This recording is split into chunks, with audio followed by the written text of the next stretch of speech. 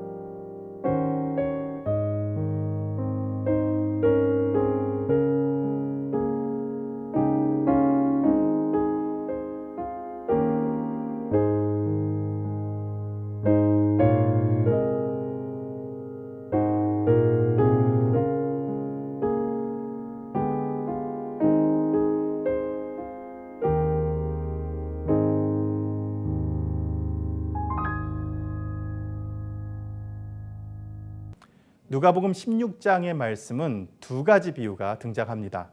불의한 청지기와 부자와 거짓 나사로에 대한 이야기입니다.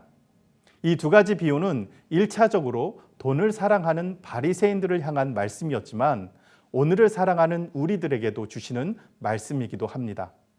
특히 자본주의 사회 속에서 살아가고 있는 우리들에게 어떤 말씀을 들려주시는지 좀 더 깊이 묵상하는 시간 되기를 바랍니다. 불의한 청지기 비유는 예수님의 비유 중에서 해석이 난해한 것으로 유명한 비유입니다. 여러 가지 다양한 해석들이 있지만 이 시간에는 불의한 청지기 비유 앞에 15장에 나온 세 가지 잃어버린 비유 뒤에 바로 붙어 나온 비유라는 점과 14절 말씀에 보면 이 비유를 직접적으로 들은 사람들이 바리새인들이라는 점에 초점을 맞춰서 함께 살펴보도록 하겠습니다. 15장에 나온 잃어버린 세 가지 비유가 바리새인들이 그토록 멸시하던 세리와 죄인들이 오히려 하나님이 찾으시는 하나님의 백성이라는 것을 비유한 것이라면 불의한 청지기 비유는 돈을 사랑하는 이 바리새인들이야말로 하나님과 아무런 상관이 없는 불의한 자들임을 지적하고 있는 비유라고 생각해 볼 수 있습니다.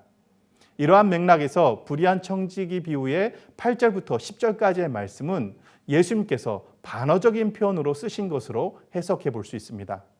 그래서 현대어 성경에서는 이 반어적인 부분들을 풀어서 성경에 번역하고 있습니다. 주인은 그 정직하지 못한 경리의 약삭빠른 짓을 보고 감탄하였다. 이 세상의 사람들은 거래를 하는 면에서는 신앙이 두터운 사람들보다 더 영리하다. 그래, 그 더러운 돈으로라도 한번 친구를 얻어보아라. 돈이 다 떨어지면 그 친구들이 정말 너희를 잘 대접하겠지. 영원한 집으로 들어갈 수도 있겠지. 정말 그럴성 싶으냐? 너희가 작은 일에 정직하지 못하면 큰 일에도 정직해질 수가 없다. 만일 너희가 사소한 것을 속여 빼앗으면 더 큰 책임을 졌을 때 정직하게 해나가지 못한다. 이렇게 보면 결국 청지기가 주인의 재물을 불이하게 사용하면서 주인을 섬기는 것이 불가능한 것처럼 하나님과 재물을 겸하여 섬길 수 없음에 대한 교훈으로 우리가 해석할 수 있습니다. 그러므로 돈을 좋아하면서도 세리와 죄인들을 멸시하는 바리새인들이 바로 불의한 청지기와 같이 재물과 하나님을 겸하여 섬기려는 자들임을 지적한 것입니다. 하나님 나라 복음이 율법을 폐기한 것이 아니라고 분명하게 말씀하셨습니다. 예수님께서 바리새인들을 책망하신 것은 율법의 정신을 생각하지 않고 율법의 조문을 자신들의 입맛에 맞게 이렇게 저렇게 해석했기 때문입니다. 예수님은 마태복음에서 내가 율법이나 선지자를 폐하러 온 줄 생각하지 말라. 폐하러 온 것이 아니요 완전하게 하려 함이라 라고 분명하게 말씀하셨습니다. 하나님의 나라는 율법으로 들어가는 것이 아니라 복음을 통해서 들어가는 것이지만 하나님 나라 복음에 겸손히 순종한 자는 율법의 정신을 지키며 살아갑니다. 그래서 율법은 폐기되는 것이 아닙니다. 불의한 청지기의 비유를 들은 이 바리새인들은 비웃었다고 했습니다. 왜냐하면 그들의 생각 속에서는 부자는 하나님께 사랑을 많이 받은 자이고 가난한 자는 하나님의 심판을 받은 자라고 여겼기 때문입니다. 바리새인들은 하나님의 사랑인 재물을 마음껏 누리면서 또 그 대가로 하나님께 11조와 헌금을 제대로 드리고 있으니 자신들이 해야 될 의무를 다했다고 여겼습니다. 그런 바리새인들에게 예수님은 그렇게 해도 지옥에 들어갈 수 있다라고 책망하시기 위해서 한 부자와 거짓 나사로의 비유를 말씀하신 것입니다. 부자는 이 땅에서 아주 호화로운 삶을 살았지만 거짓 나사로는 헌데가 많아서 개들이 와서 핥을 정도였습니다. 바리새인들의 시각에서는 하나님의 사랑을 받은 사람은 부자이고 거지는 하나님의 심판을 받은 사람입니다. 그래서 이들이 죽었을 때도 당연히 부자는 성대하고 엄숙한 장례식을 치렀을 것입니다. 반면에 거짓 나사로는 흰놈의 골짜기에 버려졌을 것입니다. 이곳은 예루살렘 성에서 나오는 쓰레기들을 내다버리던 그런 곳이었고 과거에는 몰렉신에게 인신공양 제사를 벌이던 곳이었습니다. 또 처형당한 죄수들의 시체와 죽은 짐승들의 사체를 버리고 태우는 곳이었고 온갖 오물들을 버리는 곳이어서 밤낮 불과 연기가 피어오르고 심각한 악취가 나고 벌레와 구더기들이 들끓었던 곳입니다. 그래서 유대인들은 이 골짜기가 마치 지옥 같다고 해서 게헨나라고도 불렀습니다. 바리새인들의 관점에서는 거짓 나사로는 하나님의 심판을 받은 사람이니 게헨나에 버려지는 것이 당연하다고 생각했을 것입니다. 예수님은 22절에서 거짓 나사로의 죽음을 먼저 말씀하셨습니다. 천사들이 받들어서 아브라함의 품으로 들어갔다고 말입니다. 예수님께서 하나님의 나라 대신에 아브라함의 품이라고 말씀하신 이유는 바리새인들이 아브라함의 자손임을 자부하고 있었기 때문이죠. 여기까지 이야기를 바리새인들의 입장에서 보면 현세에서 하나님의 저주를 받았던 이 나사로라고 하고 있는 이 거지가 아브라함의 품에 들어갈 정도였으니 현세에서 하나님의 축복을 받은 이 부자는 그냥 청사도 아니고 천사장이 달려와서 영접해야 될 정도로 여겼을 것입니다.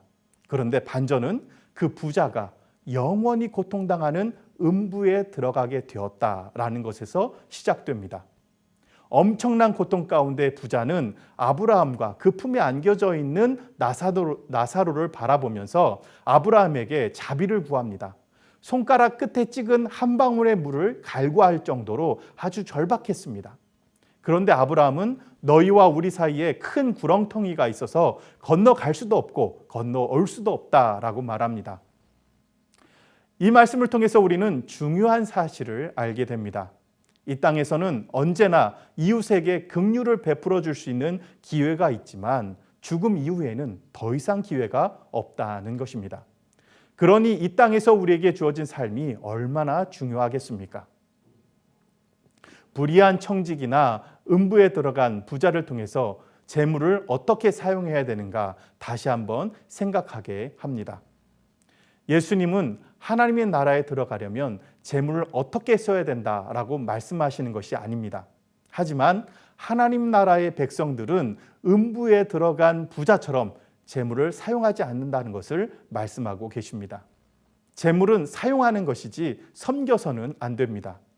그러려면 맘몬이라는 우상을 섬기게 되고 맙니다. 분명 주님께서는 하나님과 재물을 겸하여 섬길 수 없다고 경고하셨습니다. 그러면 재물을 어떻게 사용해야겠습니까?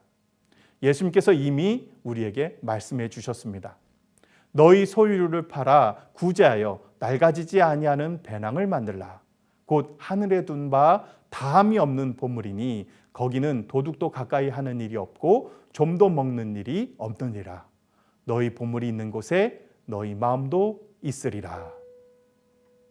우리가 이러한 마음으로 다 함께 합심해서 기도했으면 좋겠습니다. 마가 누가와 연동하면서 하나님의 말씀을 더 깊이 깨닫고 삶으로 살아내기 위해 애쓰는 성도들이 되게 하소서. 불의한 청지기와 바리새인들과 같이 하나님과 재물을 겸하여 섬기려는 마음을 포기하고 하나님의 뜻을 위해 바르게 재물을 사용하게 하소서. 어떠한 상황 속에서도 우리 연도계 성도들이 하나님의 자녀, 하나님 나라의 백성임을 잊지 않고 살아가게 하소서. 이와 같은 제목으로 마음을 모아서 다 함께 기도하도록 하겠습니다.